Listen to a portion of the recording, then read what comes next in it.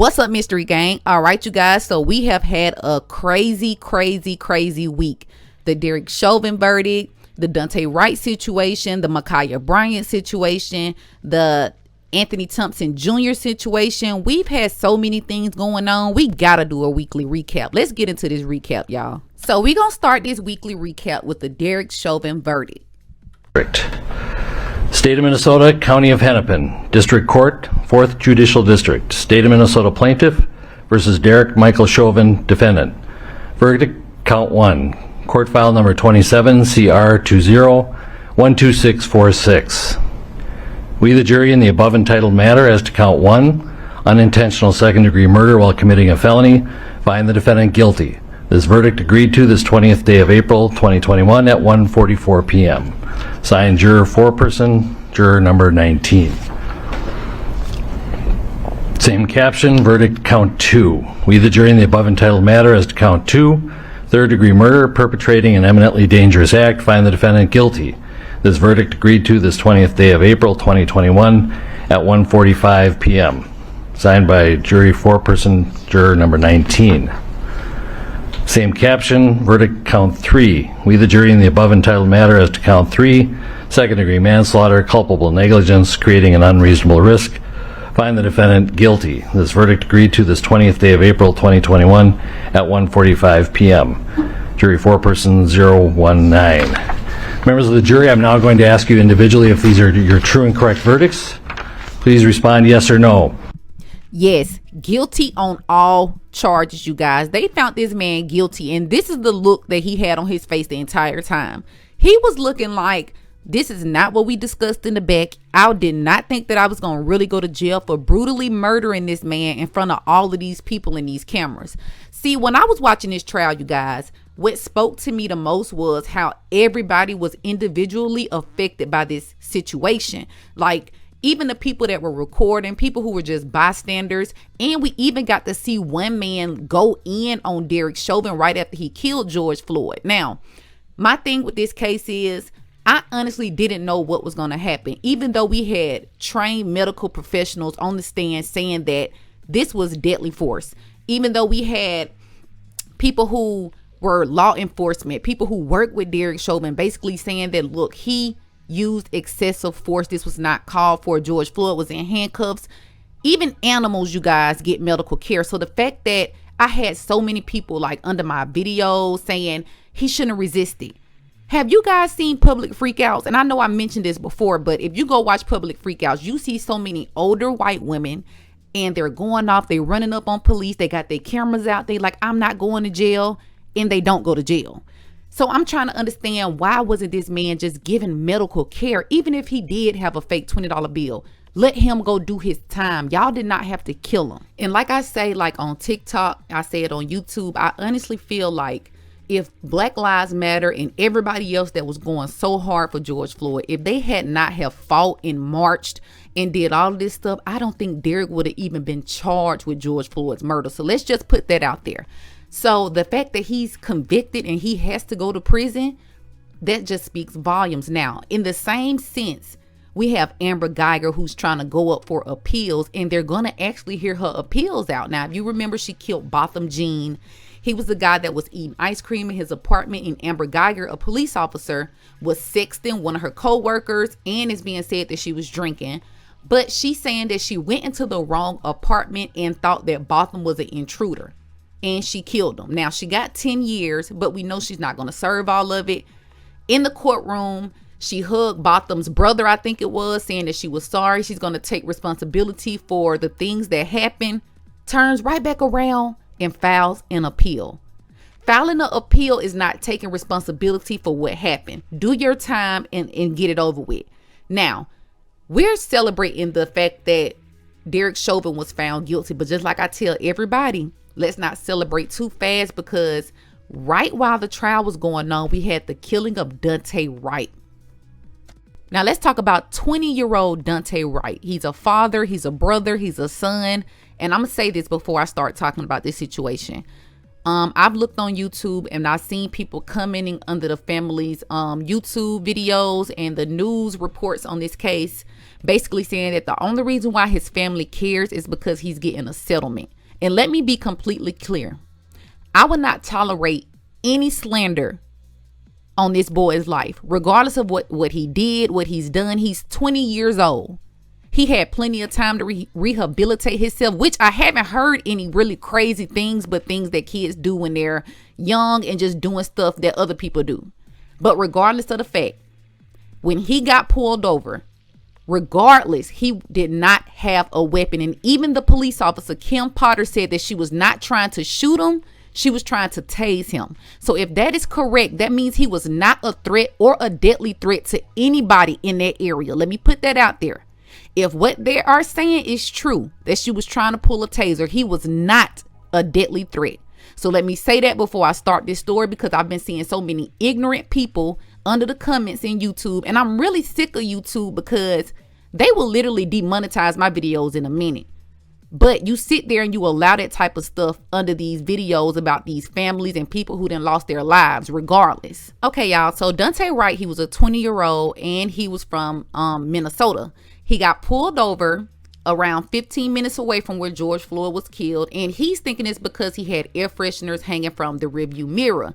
Now, he did have a new car, so he called his mom to see was the insurance right and everything, because I'm guessing the car was in his mom's name. Now, after getting pulled over, the police then realized that, okay, he has warrants. They try to pull him out of the car, and Dante tries to get back in the car to flee, in which Kim Potter, 26-year vet, and she's literally training somebody right now as they're doing this pullover. She pulls a gun instead of a taser, yells taser, but ends up killing 20-year-old Dante Wright in front of his girlfriend. Now, the problem that I have with this entire situation is people basically saying that the only reason why people are trying to stand up against the police and whoop de whoop is because they're getting settlements. Let me make this clear. For somebody to get a settlement, they have to prove that their loved one was killed for no reason. So if Dante was killed for no reason or killed by her negligence, she very much well deserves a settlement, his family. So the fact that they're getting a settlement is nobody's business but theirs, because please believe, if it was your family member out there laid out on the ground, you will want answers and you will want a settlement. So don't get on the social media and try to make it seem like if it was you, you wouldn't get a settlement, because that family deserves more than that. They have to pay for lawyers. They have to pay for a lot of things. So let's just get that out there. A lot of people don't even have life insurance because he was 20. She probably didn't expect that he was going to leave that. You know what I'm saying? So that drives me nuts. Another thing is people basically pointing out his criminal past or whatever he did in the past. They had nothing to do with that stop. When Officer Potter pulled out the gun and said that she thought it was a taser, she right then and there said that she was negligent and that this boy did not deserve deadly force. Because if he did, she would have never said, I'm mistaken this. She probably would have been like, oh, well, we didn't know where he was going. We didn't know what he was going to do next. She didn't say any of that. All she said was she thought that the gun was a taser. So you guys have to stop bringing up criminal past, because it's a lot of people in this world with criminal past. If you go to the Capitol riots situation, a lot of them had criminal past. A lot of them. And only one person was shot and killed, and that's because they had no choice. So y'all have to stop bringing up that aspect when people get shot down. Now, my thing is, if he was in a commission of a robbery then, and then the police shot him because he wouldn't cooperate, I get it. But he was not. He was getting pulled over. Listen to what his sister had to say. Understand why they take him? What made her look at him and say, oh, he needs to die? He just oh, a taser. But you know the difference between a taser and a gun. That's what I'm trying to figure out. It took my brother's life for nothing. For nothing at all. I'm just trying to figure out why this lady get a pat on the back. Oh, she can just go, yeah. You ain't gonna do nothing, but you gonna take a life from an innocent man. My brother, when just being in his presence uplifted my spirit. I love my brother so much, and this is unbelievable. This is unreal. But reality, he's gone. Y'all, this baby is genuinely hurt. Her big brother was everything to her. Her brother literally lit up her life. So it's not just the parents that are suffering. When police officers are negligent like this, now don't get me wrong, things happen sometimes. But to sit there and yell taser, taser, taser for how many times and then turn around and pull a gun, that's just, it's unacceptable. So Potter has been charged with second-degree manslaughter. So we'll see where that goes, you guys. But like I said, y'all got to get out these comments on YouTube and stop being so just so rude to people who's lost their life regardless. Now, as all of that is going on, y'all, now this might be the most craziest weekly recap because it's so much stuff. After all of that going on, we then have the Ma'Khia Bryant situation. Now, Ma'Khia Bryant was a 16-year-old girl who was in foster care. Now, she's in a foster home, and it's being said that she had two older foster, I'm guessing siblings. I don't really want to say that, but two older girls that were in their late 20s, and they used to be in the same foster home as Ma'Khia. Now, obviously, they might not have been there at the same time because they're way older, but Ma'Khia knew them in some type of fashion. Now, literally after about 30 minutes to an hour after getting the verdict for Derek Chauvin, we then have Ohio police shoot and kill down 16-year-old Ma'Khia Bryant. Now, this situation is weird. Like I said, it was her foster siblings, and they came over and was trying to basically confront her about not helping the mother clean up, the foster mother. Now, let me explain what a foster mother is. A lot of people were saying, well, if that's her foster mother, then why would she cause danger? Foster mom is nothing but a lady who is over you for the time being. I don't know if people understand what the foster care system is like, but it's brutal, it's abuse. And I know people that's in the foster care system right now, and they are going through hell. So the foster mom is basically saying that the two older foster kids that she had came over to visit her for her birthday, in which they tried to confront Ma'Khia about cleaning up, which they got into this huge argument, and the two girls tried to jump on Ma'Khia. Now, this is the crazy part, because the foster mom is saying that when the fight actually broke out, she was gone. But if these two older girls are here to visit you and you know they do not get along with Ma'Khia, why are they there alone and you're gone? It doesn't make sense. So while the foster mom is AKA gone, Ma'Khia then calls the police and saying, like, look, these two grown women, they're trying to jump on me, but police did not make it there in time. Once police got there, the fight had already broken out, and Ma'Khia had a knife in her hand. Now, she was fighting these girls with a knife in her hand, and police pulled up, told her to drop the knife. Within seconds, they shot and killed 16-year-old Ma'Khia. More about Ma'Khia Bryant. She was in foster care and had only been living at the house on Legion Lane for 5 months. As 10 TV's Lacey Crisp explains, Ma'Khia's sister told police she was having a hard time at the house. We are learning that Tuesday was not the first time Columbus police were called to that house on Legion Lane. But I want to leave this foster home. What's that? I want to leave this foster home. That 911 caller is Janiyah Bryant, Ma'Khia Bryant's 15-year-old sister who lived at the same foster home. She called police on March 28th. She told dispatchers she's lived there for over a year. What's going on? Why do you want to leave? You know, my sister got in a fight and I don't want to be here no more.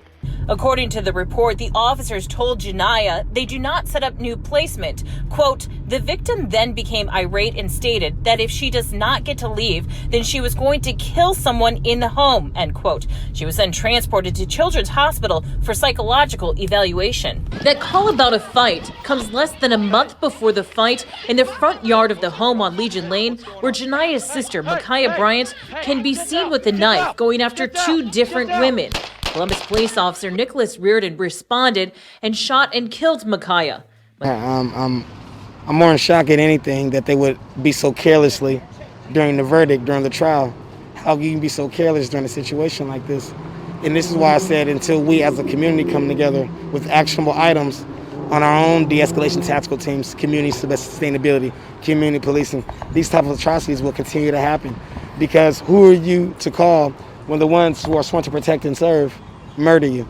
And I don't know the full details of the case, but I'm just finding out from you guys. But I have family in Ohio. I have a lot of family in Ohio. I used to work and live in Ohio before Stefan was murdered. And I would hate to go out there, which I might end up having doing, is welcome this family to a club that nobody wants to be a part of. Now, y'all, in that last clip, that was the brother of Stefan Clark. If you remember, he was killed in 2018 by police. So he's just saying basically like he can't believe that while everything is going on right now, officers are being, you know, just that careless with shooting. And I completely understand that. That's what I was saying with the Dante Wright situation. I can't believe that after everything that has went on in 2020 alone, not even including all the past police brutality and police killings, why would you even be this careless? Like, seriously. So with the Ma'Khia Bryant situation, you guys, this is my deep and honest feelings. Now, when you're fighting, let me just put that out there. I don't know if anybody has ever been in a fight. You're fighting for your life. A lot of times when you're in a fight, you don't know what they got. You don't know how strong they are. You don't know. So when Ma'Khia went out there to fight two grown women, I'm quite sure in the back of her mind, she was thinking these two grown women might whoop my ass. Now, another thing is once that body cam footage started rolling, basically once the police pulled up, all we saw was the fight. Everybody keeps saying, well, all you see is Ma'Khia swinging a knife. We don't know what happened before that. Do you think Ma'Khia is just going to run up on two grown women with a knife and just start swinging? Obviously, they were fighting before the knife was pulled out. The knife had to been pulled out for protection. And it's just really outlandish for people to believe that this 16-year-old, for no apparent reason, pulled out a knife at her alleged foster siblings. Now, like I said, they're older, so obviously they were not in that home when Ma'Khia was, because Ma'Khia was only there for 5 months. Now, they also have other 911 calls of Ma'Khia's sister basically saying that she needs to get out of that foster home or she's going to kill somebody. That's just telling, because it tells that they were being abused. They were being bullied. And even the aunt said that. She was like, Ma'Khia was being bullied. So we don't know why the knife was pulled out, you guys. Maybe she had the knife on her because she thought they was going to do something to her. They're grown. Now, another thing is, y'all, police do not have to pull out a gun to de-escalate a situation. I don't care if that person has a deadly weapon. Now, am I saying that at all situations that police should not use deadly force? No. I do understand that they have to use deadly force.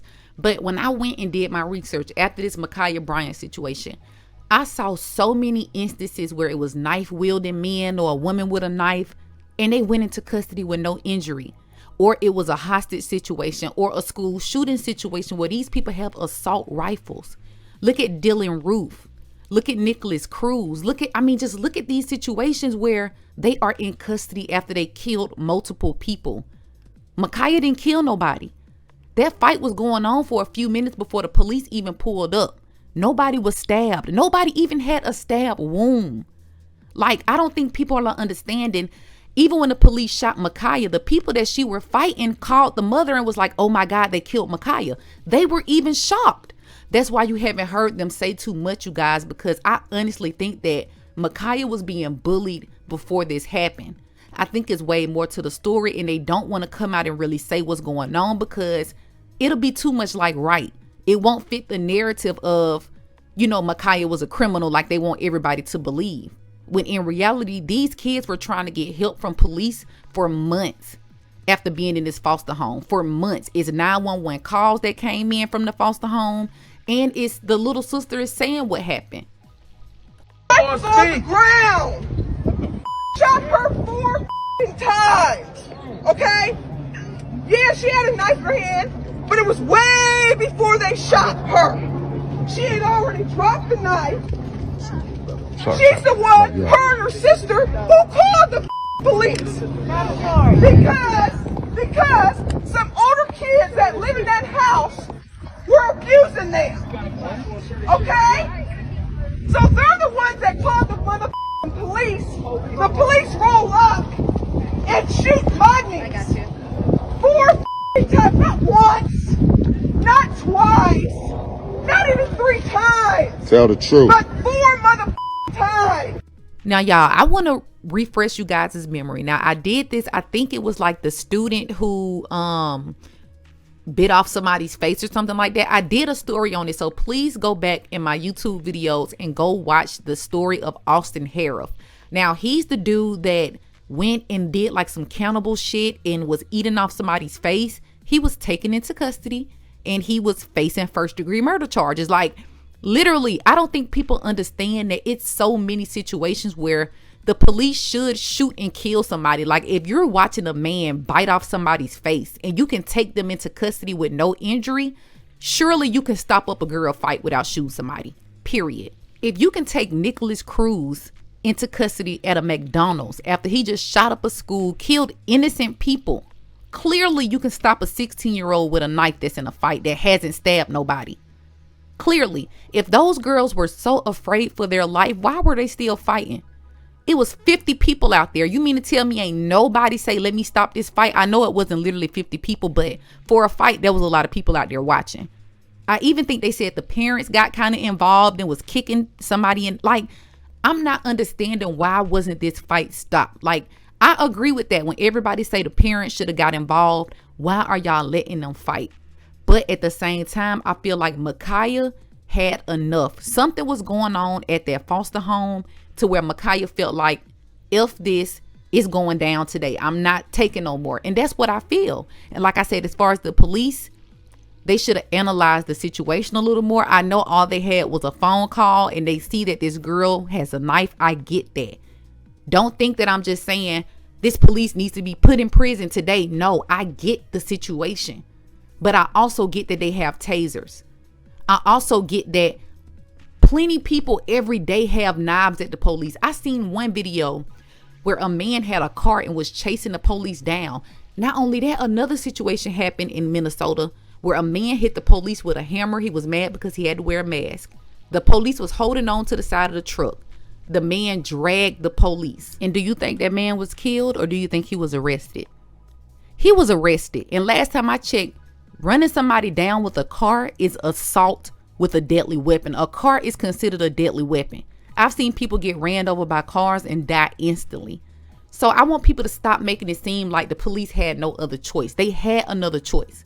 But I honestly think after hearing them say Blue Lives Matter for a situation that had nothing to do with the police, it was those girls fighting. I honestly think that that was done intentionally. I think that the police killed her intentionally. And I think that they did it because Derek Chauvin was going to prison. And I stand by that. All right, y'all. So that's all I have for you guys today. So on my TikTok tomorrow, we're going to be talking about the Anthony Thompson Jr. case. That case is very, very complicated and it's hard and I want to cover it so bad. So I'm going to do it tomorrow. So y'all please stay tuned on my TikTok because I'm going to be talking about that. This weekly recap was really hard because although we were happy about the Derek Chauvin verdict, it was a lot of other things that went down the past couple weeks. So we really couldn't be happy about it because they still out here killing us. They're still killing us. So like I said, y'all, we will be talking more about the Anthony Thompson Jr. case tomorrow. That's all I have for you guys today. Make sure y'all like, comment, subscribe. If you're not already subscribed to this channel, y'all put your friends on it, put your mama on it, put your uncle on it, your brothers, everybody, because I got a lot of family members that was like, look, I sit up and I watch your videos all night. So y'all put y'all people on it, and that's all I have for y'all. Go follow me on TikTok. Bye.